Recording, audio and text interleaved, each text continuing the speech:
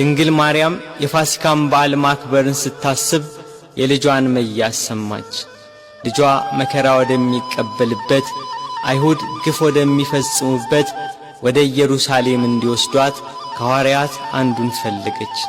አይሁድን ስለፈሩ ሁሉም ጥለዋት ሸሽተዋል። ከጴጥሮስ ጋር ለመሄድ ጴጥሮስን ፈለገች። እሱስ የካህናት አለቆችን ስለፈራ ልጅሽን አላውቀውም ብሎ ሸሽቶ ተደብቋል አሏት። ዳግመኛ ስለ ወንድሙ ስለ ያዕቆብ ጠየቀች። እሱም ሲይዙት ልብሱን ጥሎ ሸሽቷል አሏት። እንድርያስን ፈለገች። እሱስ ከልጅሽ ጋር ወደ ከተማ አልመጣም አሏት። ቶማስም እንዲሁ ሸሽቷል። በርተሎሜዎስን ጠየቀች። ከሁሉ አስቀድሞ ሸሽቷል አሏት። ፊልጶስን ጠየቀች። እሱስ አንድ ጊዜም አልታየም አሏት። ማቴዎስን ጠየቀች። እሱማ ግብር ተቀባይ ስለነበር ከሁሉ ይልቅ ፈርቶ ተሸሽጓል አሏት። ሁሉንም አንድ በአንድ ጠየቀች።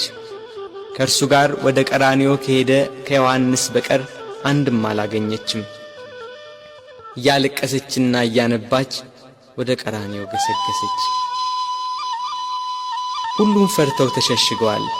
አንድስ እንኳን አብሮት የሚሆነው መከራውን የሚጋራው ባለመኖሩ እኒያ ጸሐፍትና የካህናት አለቆች ይግባኝ ብሎ የሚጠይቃቸው፣ ተዉ ብሎ የሚከለክላቸው፣ በቃችሁ ብሎ የሚያግዳቸው ባለመኖሩ በመድኃኔ ዓለም ላይ መከራና ስቃይ ያበዙበት።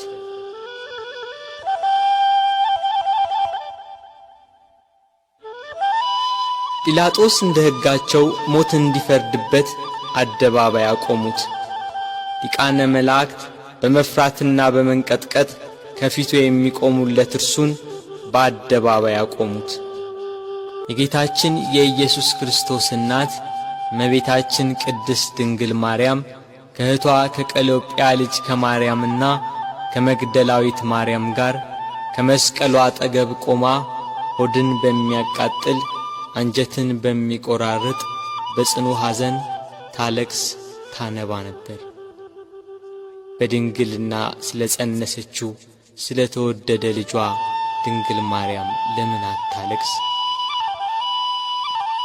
9 ወር ከ5 ቀን በማኅፀኗ ስለ ወሰነችው ልጇ ድንግል ማርያም ለምን አታለቅስ? የድንግልና ጡት ወተት ስላጠባችው ልጇ ድንግል ማርያም ለምን አታለቅስ? በስደት ከሀገር ሀገር ተጉዛ በግብፅ በረሃ ስለ ተንከራተተችበት ልጇ ድንግል ማርያም ለምን አታለቅስ? ራሔል ስለ ልጆቿ የምታለቅስ ከሆነች ድንግል ማርያም ለልጇ ለምን አታለቅስ? ራሔል ከአንድ ቦታ ወደ አንዷ ይዛቸው ላልተሰደደችው ልጆቿ የምታለቅስ ከሆነ ድንግል ማርያም በስደትና በስቃይ ወደ በረሃ ለተሰደደችው ልጇ ለምን አታለቅስ? መቃብራቸውን ላላየችው ልጆቿ ራሔል የምታለቅስ ከሆነች ድንግል ማርያም የታተመ የልጇን መቃብር እያየች ለምን አታለቅስ?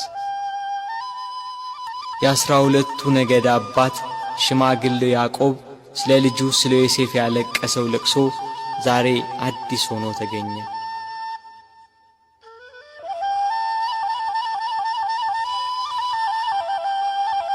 ያዕቆብ ልጁ ዮሴፍን ወንድሞቹ ሲያስሩት አላየም። ድንግል ማርያም ግን ልጇ በመስቀል ላይ ተቸንክሮ አይተዋለች። ያዕቆብ ዮሴፍን ወንድሞቹ ከጉድጓድ ሲጥሉት አላየም። ድንግል ማርያም ግን በአይሁድ አደባባይ ልጇን ተሰቅሎ አይተዋለች። ያዕቆብ ዮሴፍን ልብሱን ገፎ ሲሸጡት አላየም። ድንግል ግን ይሁዳን ለ30 ብር ሸጠው አይታለች። ያዕቆብ በልጁ ደም ሳይሆን የበግ ደም አይቶን ያለቀሰ። መለኮት የተዋሃደው የክርስቶስ ደም ግን ድንግል በምታለቅስበት ጭንጫ ላይ ፈሰሰ። ስለዚህ አለቀሰች። ስለ ተወደደ ልጇ ለምን አታለቅስ?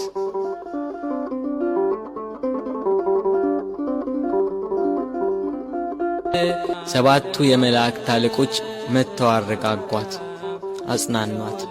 እርሷ ግን በመስቀል ላይ ሆኖ የሚሰቃይ ልጇን እያየች ልቅሶ መተውን መጽናናትን እምቢ አለች። አባቷ ዳዊት እሳት በሆነ ፈረስ ተቀምጦ መጥቶ አጽናናት። እርሷ ግን ልቅሶ መተውን አልቻለችም። ከወለደችው ጀምሮ ልጄ እያለች በስጋት የኖረች እናት ያሁኑ የልጇ ነገር ግን የመረረ ሆነባት። ልጇን ፊት ለፊት በመስቀል ላይ እያየች እንዴት ብላ ትታገስ? ምንስ ብላ ትጽናና?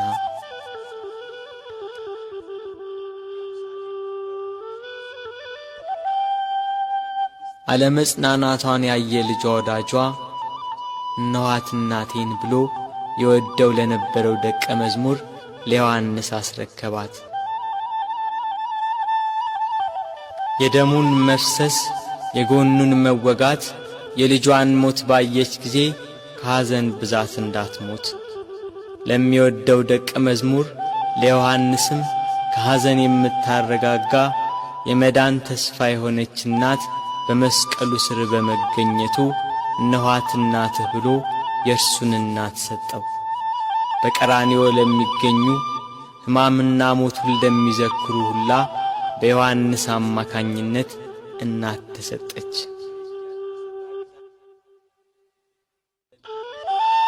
ቤት ከገባችም በኋላ መጽናናትና ልቅሶ መተውን አልቻለችም።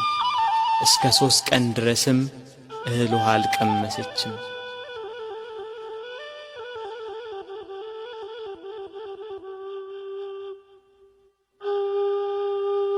ፀሐይ አናት ላይ ስትደርስ ብርሃኗን ከለከለች።